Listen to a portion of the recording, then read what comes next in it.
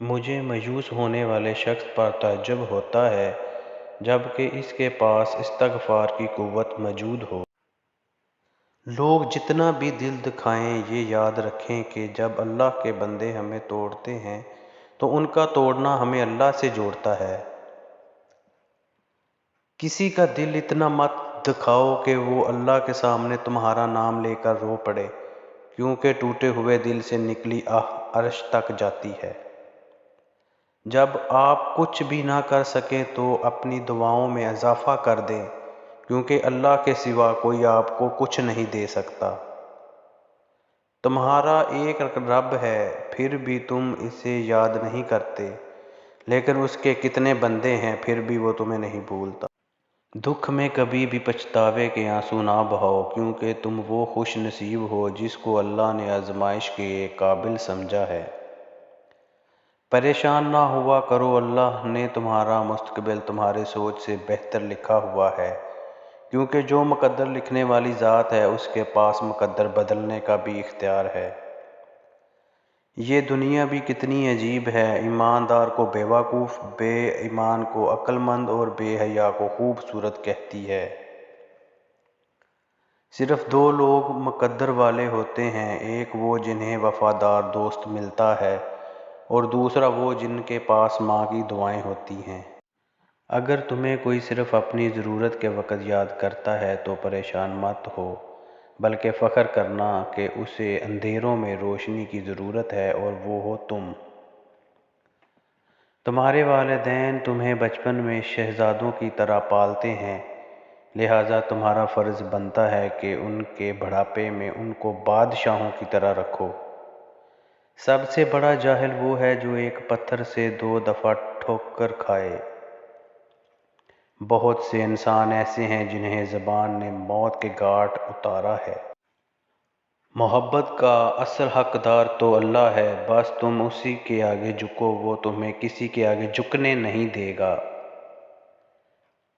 دوسرے کے محل میں غلامی کرنے سے بہتر ہے کہ انسان اپنی جھونپڑی میں حکومت کرے۔ جب حق پر رہتے ہوئے تمہاری مخالفت حد سے بڑھنے لگے تو سمجھ لو اللہ تمہیں کوئی مقام دینے والا ہے۔ تم خود اپنی دعاؤں سے ہی اپنا مقدر لکھتے ہو اور تمہاری دعائیں ہی تم تک وہ سب لے آتی ہیں جو تمہارا نصیب بھی تمہیں نہیں دے پاتا۔ اپنی جوانی کے دھوکے میں مت آنا کہ یہ عنقریب تم سے چھین لی جائے گی۔ کچھ رشتے اللہ خود ختم کرتا ہے تاکہ تمہاری زندگی خراب نہ ہو سکے، بے شک وہ جو کرتا ہے بہتر کرتا ہے۔ ایسے شخص کو کبھی مت گنوانا جس کے دل میں تمہارے لیے محبت، فکر، عزت اور چاہت ہو۔ ہے بے شک مشکل کے ساتھ آسانی ہے، مشکل وقت پر صبر کرنا اور بہتر وقت پر شکر کرنا مومن کی پہچان ہے۔ تم کسی کے ساتھ بھلائی کرو، تمہیں اس کا بدلہ برائی کی صورت میں ملے گا تو سمجھ لو کہ تمہاری نیکی قبول ہو گئی۔ جب تمہارا دل کسی کے گلے لگ کے رونے کو چاہے تو قرآن پاک کو گلے لگا لینا۔ اور انسان کو اللہ کی محبت تب نظر آتی ہے جب اسے دنیا کی محبت تھکا دیتی ہے۔ اپنا کردار بنانے میں اتنا مشغول ہو جاؤ کہ دوسروں پر تنقید کرنے کا وقت ہی نہ ملے۔ اپنے جسم کو ضرورت سے زیادہ مت سنوارو، اسے تو مٹی میں مل جانا ہے۔ سنوارنا ہے تو اپنی روح کو سنوارو، کیونکہ اسے رب کے پاس جانا ہے۔ جب میری دعا قبول ہو تو میں خوش ہوتا ہوں کہ اس میں میری مرضی ہے، اور جب قبول نہ ہو تو میں اور خوش ہوتا ہوں کیونکہ اس میں میرے رب کی مرضی ہے۔ وہ شخص کیسے ضائع ہو سکتا ہے کہ جس کا ضامن خدا ہے۔ دوست کی غلطی ریت پر لکھو تاکہ پانی اسے مٹا دے، اور دوست کے احساس پتھر پر لکھو تاکہ کوئی اسے مٹا نہ سکے۔ اچھے لوگوں کا تمہاری زندگی میں آنا تمہاری قسمت ہوتی ہے اور انہیں سنبھال کر رکھنا تمہارا ہنر۔ زندگی کے ہر موڑ پر صلح کرنا سیکھو، کیونکہ جھکتا وہی ہے جس میں جان ہوتی ہے، اکڑنا تو مردے کی پہچان ہوتی ہے۔ جس زبان سے جھوٹ نکلنا بند ہو جائے، اس زبان سے نکلی ہوئی ہر وہ دعا قبول ہوتی ہے۔ انسان کے آنسو اس وقت مقدس ہوتے ہیں جب وہ کسی اور کے دکھ اور تکلیف کو محسوس کر کے نکلیں۔ جب اللہ کسی کو پسند کرتا ہے تو اسے خوب آزماتا ہے، بس تم صبر کرنا، کیونکہ صبر کرنے والوں کی منزل جنت ہے۔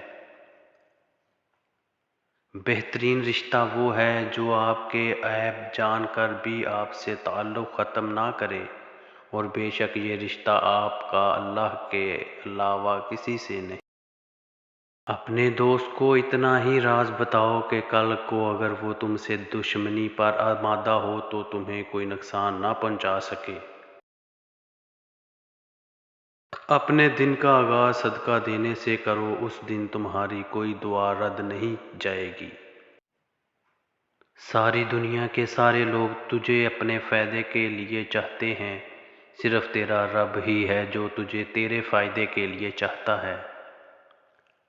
جو تمہاری خاموشی سے تمہارے تکلیف کا اندازہ نہ کر سکے، اس کے سامنے اظہار کرنا صرف الفاظ کو ضائع کرنا ہے۔